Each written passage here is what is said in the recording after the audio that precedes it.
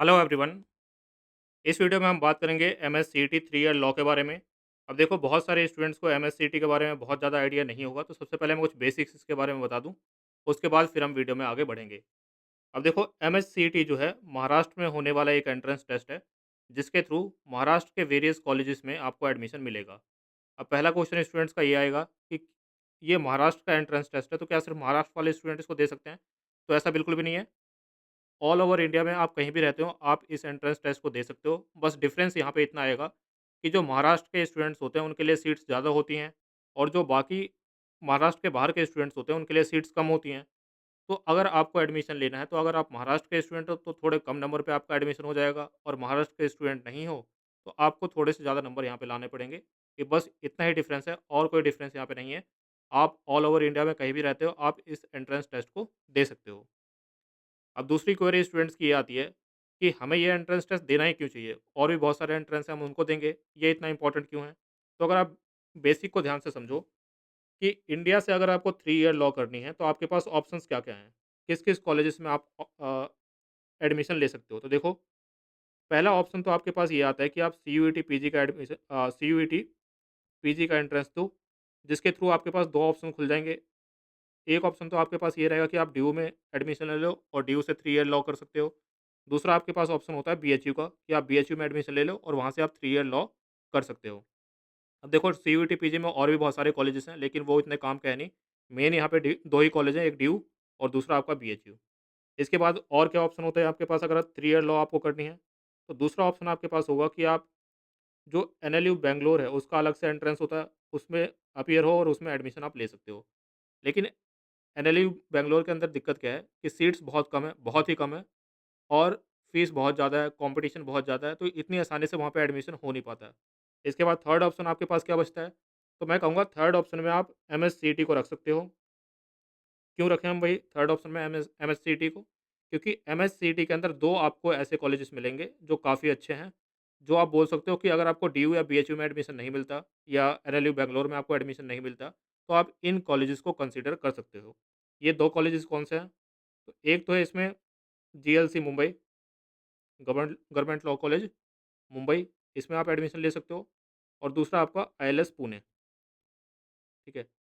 ये 2 colleges top class colleges हैं। अगर आपका डीयू या बीएचयू में एडमिशन नहीं होता, तो आप इन कॉलेजेस में एडमिशन ले सकते हो।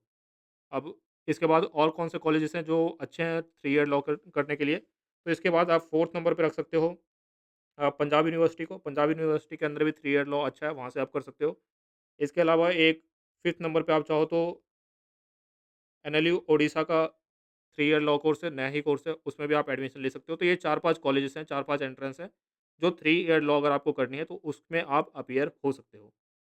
तो जैसे कि आपने देख लिया कि जो टॉप कॉलेजेस हैं, उसमें अगर आपको एडमिशन लेना है, तो आप सीयूईटी पीजी दे सकते हो, एनएलयू बैंगलोर का एंट्रेंस टेस्ट दे सकते हो या फिर आपको एमएससीईटी देना पड़ेगा, जिसके थ्रू आपको जीएलसी मुंबई और आईएलएस पुणे में एडमिशन मिलेगा।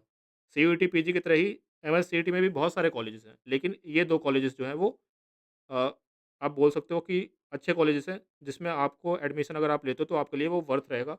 बाकी कॉलेजेस उतने ज़्यादा अच्छे नहीं हैं।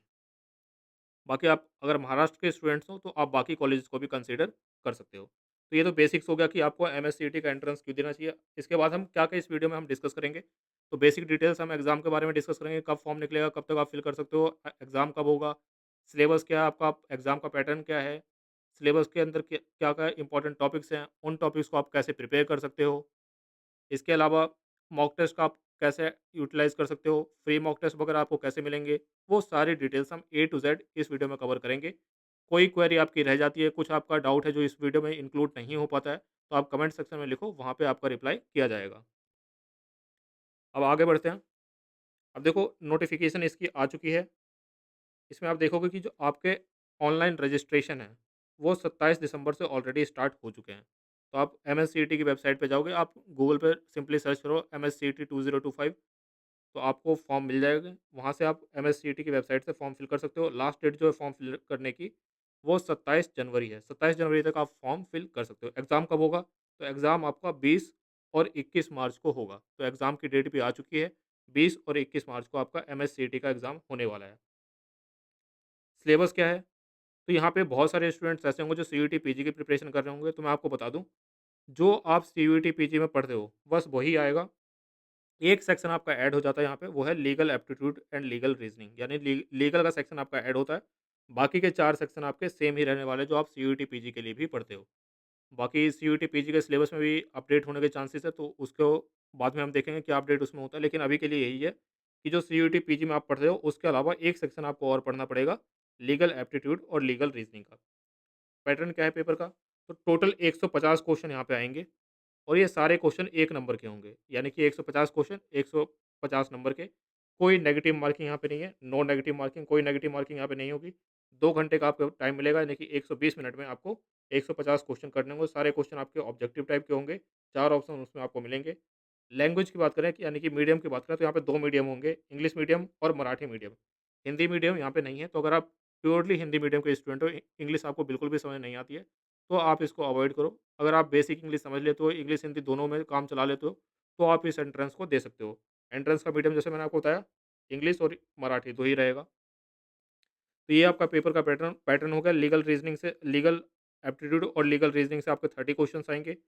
जनरल नॉलेज और करंट अफेयर से 40 questions, logical and analytical reasoning से 30 क्वेश्चन और सबसे ज़्यादा क्वेश्चन आपके आएँगे इंग्लिश से। पूरे 50 क्वेश्चन आपके इंग्लिश से देखने को मिलेंगे। अब यहाँ पे देखो, जो आपका ऑफिशियल सिलेबस है वो इस तरह से कुछ मेंशन किया हुआ है। इसको आप चाहो तो रीड कर सकते हो। इश्यू इसमें ये है कि थोड़ा-सा वेग इसमें समझाया हुआ है। इतना क्लियरली आपको समझ नहीं आएगा इसको पढ़ के कि एक्चुअली में टॉपिक कौन सा है, कौन सा टॉपिक इम्पोर्टेंट है, वो इतना समझ नहीं आएगा। तो आप चाहो तो इसको एक बार रीड कर लो। बाकी मैं कौन-कौन से टॉपिक इम्पोर्टेंट है, कैसे आपको पढ़ना है, वो आगे एक्सप्लेन करूँगा। ये आप देख सकते हो। ये लीगल एप्टीट्यूड और लीगल रीजनिंग का सिलेबस दिया है, जो ऑफिशियल सिलेबस मेंशन है। ये जनरल नॉलेज और करंट अफेयर का सिलेबस है। करंट अफेयर आपको 1 साल के करने होते हैं, वो इसमें लिखा हुआ है। मिनिमम आप 9 महीने के तो करो ही, अगर आपके पास टाइम है तो आप 1 साल के भी कर सकते हो। इसके बाद है आपका लॉजिकल एंड एनालिटिकल रीजनिंग, फिर है आपका इंग्लिश का सेक्शन। ये सिलेबस इसमें मेंशन किया हुआ है। बाकी हम डिटेल में देखते हैं क्या-क्या टॉपिक्स आपको करने हैं, कौन से टॉपिक इंपॉर्टेंट है, किस बुक से आप कवर कर सकते हो। तो पहला सेक्शन है आपका legal aptitude and legal reasoning. 30 marks का ये आएगा। ये 8 टॉपिक आपको करने हैं। पहला टॉपिक है आपका इंडियन कॉन्स्टिट्यूशन। इंडियन कॉन्स्टिट्यूशन में जितने भी बेसिक्स हैं वो सारे आपको कवर करने चाहिए। इंडियन कॉन्स्टिट्यूशन को आपको डिटेल में कवर करना है। डिटेल में कवर करने से आपको फ़ायदा क्या होगा, क्योंकि ये ऐसा टॉपिक है जिसके अंदर आप मान लो कि 5 से 10 क्वेश्चन तो आपके इंडियन कॉन्स्टिट्यूशन में ही कवर हो जाएँगे। इतने क्वेश्चन आपके इंडियन कॉन्स्टिट्यूशन से ही कवर हो जाएँगे, तो इसको आपको डिटेल में करना है। इसको आपको बिल्कुल भी नहीं छोड़ना है। इसके बाद टॉर्ट्स आपको करने हैं, कॉन्ट्रैक्ट्स करना है, क्रिमिनल लॉ करना है। क्रिमिनल लॉ में क्या करना है, बेसिक आपको आईपीसी करनी है, ठीक है? अब तो भारतीय न्याय संहिता हो गई है, तो बीएनएस जो है, ये आपको करना है। इसके बेसिक्स आपको कवर करने हैं। बहुत ज़्यादा डिटेल में सीआरपीसी वगैरह वो सब नहीं पढ़ना आपको, सिर्फ़ बीएनएस के बेसिक प्रोविज़न्स जो हैं, वो आपको पता होने चाहिए। फैमिली लॉ का बेसिक बहुत ही कम क्वेश्चन आते हैं, बहुत ही ईज़ी टाइप के क्वेश्चन्स आते हैं, तो बहुत ही बेसिक आपको फैमिली लॉ का पढ़ना है और बिल्कुल ही बेसिक आपको आईपीआर का पढ़ना है। इसके अलावा लीगल टर्म्स एंड मैक्सिम्स, ये इसमें काफ़ी पूछे जाते हैं, तो इसको आप करो। बहुत ज़्यादा जो एलएलएम लेवल के हैं, उसको नहीं करना, जो इम्पोर्टेंट है उसको ही करना है। क्योंकि आप लीगल मैक्सिम्स ढूँढने पे जाओगे, तो आप हज़ारों ढूँढ लोगे, लेकिन हज़ारों आपको करने नहीं है। मुश्किल से 150-200 आपके मैक्सिम्स हैं, जिसके अंदर से ही क्वेश्चन्स रिपीट होते रहते हैं, तो वही आपको उतने करने हैं। इसके बाद बेसिक लीगल जीके आप कवर करोगे। ये आपका लीगल का सेक्शन हो गया। किस बुक से आप कवर कर सकते हो? तो ये 2 ऑप्शंस है आपके पास। और भी मार्केट में बुक्स है, कोई भी बुक आपके पास हो, उससे आप कवर कर सकते हो। अगर आपके पास कोई और बुक नहीं लिया आपने, तो इन दोनों में से कोई एक बुक ले लो आप। पहली बुक है आपकी L A and L R by Wiley. ये विली आप देख लेना, विली की बुक आती है ये, इसको आप ले सकते हो। ये आप नहीं लेना चाहते तो L A and L R by A P Bhardwaj, ठीक है? इन दोनों में से कोई भी एक बुक आप ले लो, आपका काम हो जाएगा। बेसिक इससे कवर हो जाएँगे, लेकिन ध्यान रखो कि इससे सिर्फ़ बेसिक ही आपका कवर होगा। एग्ज़ाम में किस तरह से क्वेश्चन्स आते हैं, उसके लिए अल्टीमेटली आपको मॉक्स का सहारा लेना पड़ेगा, प्रैक्टिस आपको करनी पड़ेगी, उसके बाद ही आपका काम आगे बढ़ेगा। क्योंकि इश्यू क्या होता है कि कुछ क्वेश्चन्स में जो होते हैं, वो प्रिंसिपल फैक्ट्स बेस्ड क्वेश्चन होते हैं। कैसे? पहले आपको एक प्रिंसिपल दिया होगा, प्रिंसिपल के अंदर क्या है, कोई फैक्ट दिया होगा। अब बेसिकली आपको एक लॉ समझाया गया होगा कि ये हमारा बेसिक लॉ है। उसके बाद कुछ फैक्ट्स आपको दिए जाएँगे, ये फैक्ट्स आपको दे दिए। अब करना क्या होगा आपको, इस प्रिंसिपल के बेसिस पे, ये प्रिंसिपल जो है, इस फैक्ट पे आपको लगाना होगा और उसके बाद आपको जो ऑप्शंस दिए गए हैं, उसको आंसर करना होगा। तो ध्यान रखो, बेसिक्स आपके मजबूत होंगे, आपको समझ में आ रहा होगा कि किस तरह से एमसीक्यू को अप्रोच करना है, उसके बाद ही आप आराम से मैक्सिमम क्वेश्चंस को अटेम्प्ट कर पाओगे। ठीक है? तो बेसिक आपको थ्योरी पढ़नी है, उसके बाद क्वेश्चंस की प्रैक्टिस आपको करनी है। ये आपका हो गया लीगल का सेक्शन। नेक्स्ट सेक्शन आपका आता है जनरल नॉलेज या और करंट अफेयर का। 40 मार्क्स का आपका आएगा, काफ़ी इंपॉर्टेंट है। कौन-कौन से टॉपिक्स आपको करने हैं? तो ये सारे टॉपिक्स आपको इसमें करने हैं। हिस्ट्री, बेसिक हिस्ट्री आपको कवर करनी है। हिस्ट्री से थोड़े मुश्किल क्वेश्चन भी आ जाते हैं कई बार, लेकिन जनरली जो क्वेश्चंस दिखेंगे, वन लाइनर टाइप के क्वेश्चंस होते हैं, तो आप आराम से इनको कर पाओगे। ज्योग्राफी बहुत ज़्यादा डिटेल में मत जाना, क्योंकि डिटेल में जाओगे तो आपको उतना आउटपुट नहीं मिलेगा। मेहनत आपको बहुत करनी पड़ेगी, आउटपुट आपको कम मिलेगा। जनरल साइंसेज़ बेसिक टॉपिक आप कवर कर सकते हो इनके। इकोनॉमिक्स में क्या कवर करोगे आप? तो इकोनॉमिक्स के अंदर कुछ टॉपिक इंपॉर्टेंट है जो आपको कवर कर लेना चाहिए, जैसे कि एक आपका आरबीआई का टॉपिक है, ये आप कवर करो। मॉनेटरी पॉलिसी, ये आप कवर करो। मनी के बारे में बेसिक इन्फॉर्मेशन आपको पता होनी चाहिए। इसके अलावा इकोनॉमिक्स के अंदर जो बेसिक ऑर्गेनाइजेशंस होती हैं, उसके बारे में बेसिक आप कवर कर लोगे, तो आपके लिए सफिशिएंट रहेगा। सिविक्स सिलेबस में दिया हुआ है, लेकिन एज़ सच आपको प्रिपेयर करने की ज़रूरत नहीं है, क्योंकि आपने कॉन्स्टिट्यूशन पढ़ लिया है। लीगल के सेक्शन में आपने कॉन्स्टिट्यूशन डिटेल में पढ़ लिया, उसके अंदर से ही आपके सारे क्वेश्चन सिविक्स के भी कवर हो जाएँगे। इसके अलावा इम्पोर्टेंट डेज़ हो गए, फर्स्ट वैन मैन कौन था, फर्स्ट वुमेन, इस टाइप के क्वेश्चन। इसके अलावा कुछ और टॉपिक्स मैं आपको बता देता हूँ, वो भी आपको कवर कर लेने चाहिए। जैसे कि एक टॉपिक है आपका बुक्स एंड ऑथर्स, ठीक है? बुक्स एंड ऑथर्स, ये टॉपिक आपको कवर करना है। इसके अलावा आपको स्पोर्ट्स का टॉपिक है, वो आपको कवर कर लेना चाहिए। डांस फॉर्म का टॉपिक है, ये आपको कवर करना है। इस तरह के जो स्टैटिक टॉपिक्स हैं, वो आपको कवर करने हैं। बाकी करंट अफ़ेयर तो है ही आपका, करंट अफ़ेयर और पास्ट 1 ईयर, ये आपको कवर करना है। ये कैसे कवर करें? देखो, हर स्ट्रैटेजी के अंदर आपको ध्यान रखना है कि आपके पास टाइम कितना है। अब आप मैगज़ीन्स पढ़ोगे, वही आपके लिए बेस्ट रहेगा। न्यूज़पेपर पढ़ने जाओगे या बहुत ज़्यादा एनालिसिस के पीछे पड़ोगे कि मेरा करंट अफ़ेयर जो है बहुत अच्छे से तैयार हो जाए, तो वो करना मुश्किल है यहाँ पे। करंट अफ़ेयर के कितने क्वेश्चन आते हैं? तो 40 में से अप्रॉक्सिमेटली आप मान के चलो कि 5-6 क्वेश्चन से लेके मैक्सिमम 10 क्वेश्चन तक भी इसमें करंट अफ़ेयर से आपके आ सकते हैं। तो इम्पोर्टेंट तो है, लेकिन बहुत ज़्यादा टाइम नहीं दे सकते आपको, क्योंकि 150 क्वेश्चन है। नेगेटिव मार्किंग आपकी है नहीं, तो बहुत ज़्यादा आपको स्कोर करना पड़ेगा। कितना आप सेफ स्कोर करने के लिए कितना आपको स्कोर करना पड़ेगा यहाँ पे। तो कोशिश करो कि आप 130 प्लस तक स्कोर कर लो, लेकिन मैं बोलूँगा कि अगर 125 के से ऊपर आप स्कोर करते हो, तो आपका एडमिशन जो टॉप 2 कॉलेजेस मैंने बताया उसमें हो सकता है। करंट अफ़ेयर कैसे करें? न्यूज़पेपर पढ़ोगे, पैर पे कुल्हाड़ी मार लोगे, कोई फ़ायदा नहीं होगा। यूट्यूब पे जाके लंबी-लंबी वीडियोज़ देखोगे कि डेली सुबह उठ के मैं 1 घंटा करंट अफ़ेयर देखूँगा। 1 महीने की देख लोगे, 2 महीने की देख लोगे, बहुत ज़्यादा फ़ायदा होगा नहीं आपका। मार्च में आपका एग्ज़ाम हो जाएगा, जनवरी-फरवरी का महीना आपके पास है, मार्च में आपको प्रैक्टिस करनी होगी, मॉक्स लगाने होंगे। बहुत ज़्यादा टाइम आपके पास नहीं है। तो आपको यूज़ करनी है मंथली मैगज़ीन। अगर आपको डिटेल में कवर करना है, तो कोई बड़ी मंथली मैगज़ीन ले लो, जो 100 150 पेज की आती है, उससे आप कर लो। अगर आपको इतना करना है कि सिर्फ़ जो इम्पोर्टेंट इम्पोर्टेंट है, कम से कम उतना मैं कवर कर लूँ कि जो ईज़ी क्वेश्चन आया करंट अफ़ेयर का, वो तो मैं कर ही लूँ। अगर बहुत टफ़ आ गया, तो बहुत ही मुश्किल है, वो ना भी हो, लेकिन अगर मान लो 8 क्वेश्चन आ रहे हैं, उसमें से 6 ईज़ी हैं, तो 6 तो मेरे हो ही जाएँ। तो आप जो हमारा जो करंट अफ़ेयर वाला फ्री कोर्स है, इसको आप जॉइन कर सकते हो। अगर आप सीयूटी, पीजी की प्रिपरेशन कर रहे हो, तो आपने पहले से जॉइन कर लिया होगा। इसके अंदर जो करंट अफ़ेयर की मैगज़ीन मैंने प्रोवाइड की है, जनरली 1 महीने की मैगज़ीन जो होती है, वो 15-20 पेज की होती है। उतना आप कवर कर लो, मोस्टली आपके क्वेश्चन उसमें से कवर हो जाएँगे। मैं ये नहीं बोल रहा कि अगर जितने क्वेश्चन आते हैं करंट अफ़ेयर के, वो सारे ही इसमें से आ जाएँगे, क्योंकि 1-2 क्वेश्चन ऐसे भी आ जाते हैं, जो थोड़े अटपटे से होते हैं, जो पता ही नहीं होता कि ये भी पूछ सकते हैं, इतना डीप में क्यों पूछ लिया। तो 8 क्वेश्चन आएँगे, तो उसमें से 6 तो उसमें से हो ही जाएँगे।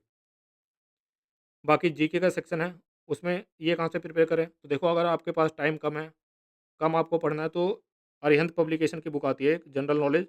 ये तो 2024 की है, 2025 का पब्लिकेशन भी अब आ गया होगा। इसको आप ले सकते हो।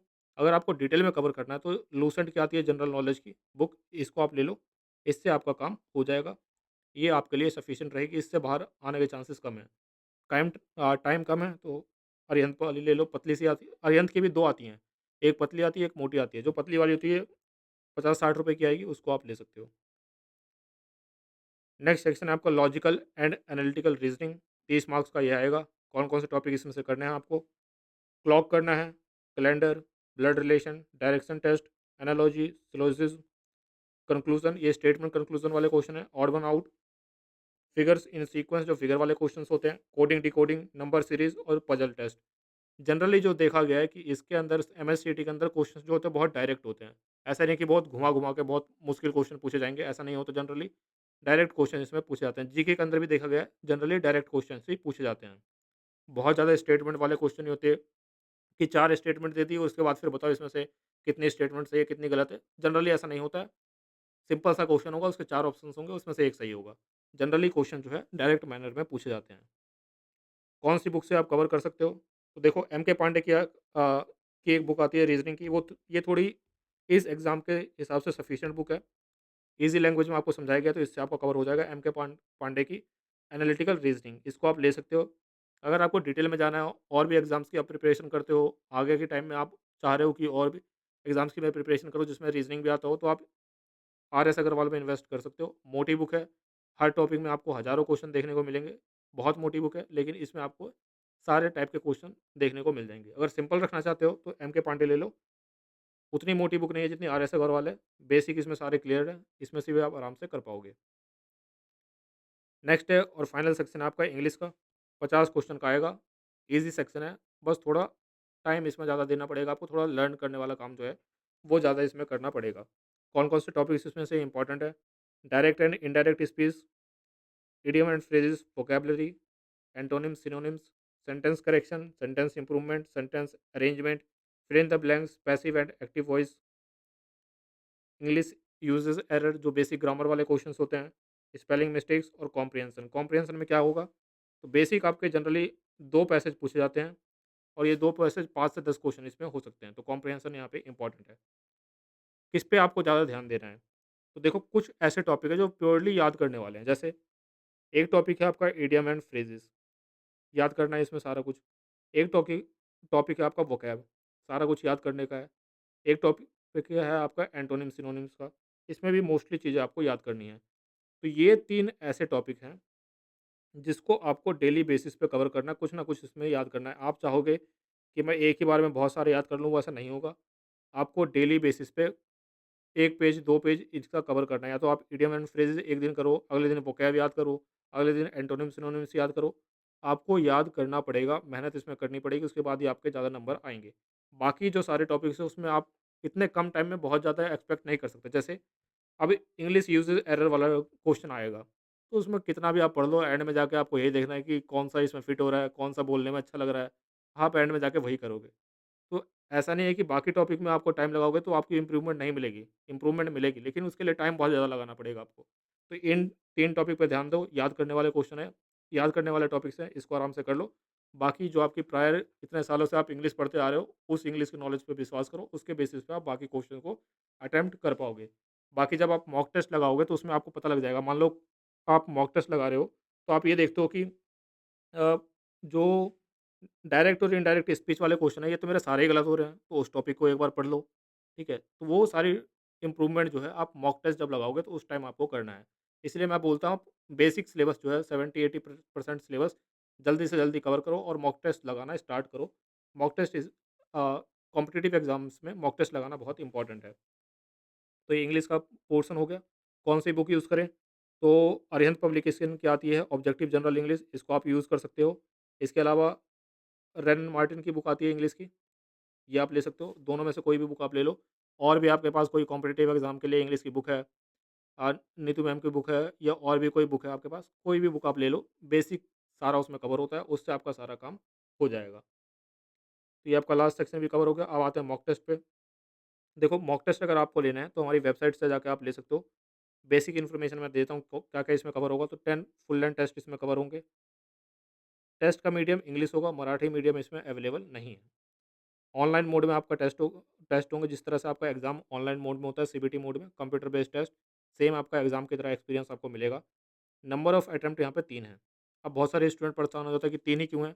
देखो 3 का मतलब है कि 3 बार आप टेस्ट मोड में अटेम्प्ट कर सकते हो। बाकी इसके सॉल्यूशन वगैरह जो है आप जितनी मर्ज़ी बार देखना चाहो देख सकते हो। कोई इसमें लिमिटेशन नहीं है। बस जो टेस्ट मोड में जब एज़ अ टेस्ट आप जब उसको दोगे तो उसको आप 3 बार दे सकते हो। ये ध्यान रखना है आपको। वैलिडिटी इसकी 6 मंथ है, मोर देन इनफ है। मार्च में आपका एग्ज़ाम हो जाएगा, तो 6 महीने भी इनफ रहेगा यहाँ पे। खासियत यहाँ पे ये है कि हर क्वेश्चन के आपकी डिटेल सॉल्यूशन प्रोवाइड किया जाएगा। इससे फ़ायदा क्या है, मान लो कोई टॉपिक आपने नहीं पढ़ा है। मान लो हिस्ट्री का एक कोई टॉपिक है, किसी एक राजा के बारे में है, उसके बारे में आपने कुछ पढ़ा ही नहीं है। तो उस राजा के बारे में बेसिक डिटेल्स जो है उसके उसकी डिटेल सॉल्यूशन में मेंशन होगी। तो कम से कम उतना आप कवर कर लो, उससे आपका टॉपिक कवर हो गया। ऐसा नहीं कि एक क्वेश्चन मुझे आता ही नहीं है तो अब मैं इंटरनेट पे जाऊँ, ढूँढूँ उस राजा के बारे में या किसी एक पर्टिकुलर टॉपिक के बारे में। बेसिक्स उसका उसके डिटेल सॉल्यूशन में कवर होगा, वहाँ से आपका वो पर्टिकुलर टॉपिक जो है बेसिक कवर हो जाएगा। इसके अलावा परफॉर्मेंस स्टेट्स आपको दिए जाएँगे। इसके अलावा एक ग्रुप में आपको ऐड किया जाएगा। जैसे ही आप इसमें एनरोल होते हो, ऐप के अंदर ही या वेबसाइट पे ही आपको एक ग्रुप में ऐड हो जाओगे आप। उसके अंदर जितने भी स्टूडेंट्स ने परचेज़ किया होगा, वो सारे स्टूडेंट्स होंगे, उनके साथ आप डिस्कशन वगैरह कर सकते हो। 3 टेस्ट जो हैं, 3 मॉक टेस्ट ऑलरेडी अपलोड हो चुके हैं। बाकी के सारे टेस्ट जो हैं, डेट्स यहाँ पे मेंशन है, इन डेट्स के अकॉर्डिंग अपलोड होंगी। एक क्वेश्चन स्टूडेंट का ये आता है कि हमने इस डेट पे अटेम्प्ट नहीं किया तो बाद में नहीं कर सकते। तो ऐसा कुछ नहीं है। इस डेट पे बस अपलोड होंगी। आप अटेम्प्ट जब मर्ज़ी करना चाहो कर सकते हो। अटेम्प्ट करने में कोई यहाँ पे लिमिटेशन नहीं है कि इसी टाइम पे करना है, इसी डेट पे करना है। ऐसा कुछ नहीं है, इस डेट को अपलोड होगी, बाकी इसके बाद आप जब मर्ज़ी करो अटेम्प्ट। और कोई आपकी क्वेरी तो ये नंबर यहाँ पे दिया हुआ है। इस नंबर पे आप व्हाट्सएप पे मैसेज कर सकते हो, यहाँ पे आपकी क्वेरीज़ जो हैं रिज़ॉल्व हो जाएँगी। तो ये तो हो गया बेसिक। और कोई आपकी क्वेरी है तो आप कमेंट सेक्शन में लिखो। इसके अलावा चाहो तो आप अगर कोई ऐसी आपकी क्वेरी है जो आपको डिटेल में समझना है, कुछ ऐसा दिक्कत आ रही है आपको, तो व्हाट्सएप पे आप मैसेज भी कर सकते हो। ध्यान रखो कि मैसेज को एक ही बार किया करो। ऐसे मत किया करो कि एक बार हाय लिखा, फिर मेरे रिप्लाई का वेट कर रहे हो, फिर उसके बाद एक कुछ मैसेज लिखोगे। जो भी आपकी क्वेरी है, अपना नाम लिखो, जो भी क्वेरी है इसको डिटेल में यहाँ पे समझा दो। जब भी मेरे को टाइम मिलेगा मैं रिप्लाई कर दूँगा। ठीक है? ऐसा मत सोचो कि आपने मैसेज किया तुरंत ही आपको रिप्लाई मिल जाएगा। रिप्लाई आने में टाइम लगेगा लेकिन मैं रिप्लाई कर दूँगा। तो आप जो भी क्वेरी है आपकी एक ही बार टाइप करके भेजा करो। और कोई आपकी जनरल क्वेरी है तो आप कमेंट सेक्शन में लिखो। किसी और टॉपिक पे आपको वीडियो चाहिए तो वो भी आप कमेंट सेक्शन में लिख सकते हो। आपको एमएससीटी के ऊपर ही वीडियो चाहिए कि इसके ऊपर प्रिपरेशन कैसे करें, हर टॉपिक में क्या इंपॉर्टेंट है कि इस टॉपिक को कैसे प्रिपेयर करना है और डिटेल में वीडियो चाहिए या किसी और टॉपिक में वीडियो चाहिए तो आप कमेंट सेक्शन में लिख के बता सकते हो। For the time being that's the end of the video. Thank you. अच्छा एक बात मैं बताना यहाँ पे भूल गया। अभी जो है वेबसाइट पे आप जाओगे, मॉक टेस्ट सीरीज़ आपको परचेज़ करनी है, वेबसाइट या ऐप से आप परचेज़ कर सकते हो। तो वहाँ पे आपको एक कूपन कोड मिलेगा। इस कूपन कोड को यहाँ से अप्लाई हेयर लिखा हुआ है, इस पे अप्लाई कर लेना। तो यहाँ पे आपको 50% का डिस्काउंट मिल जाएगा।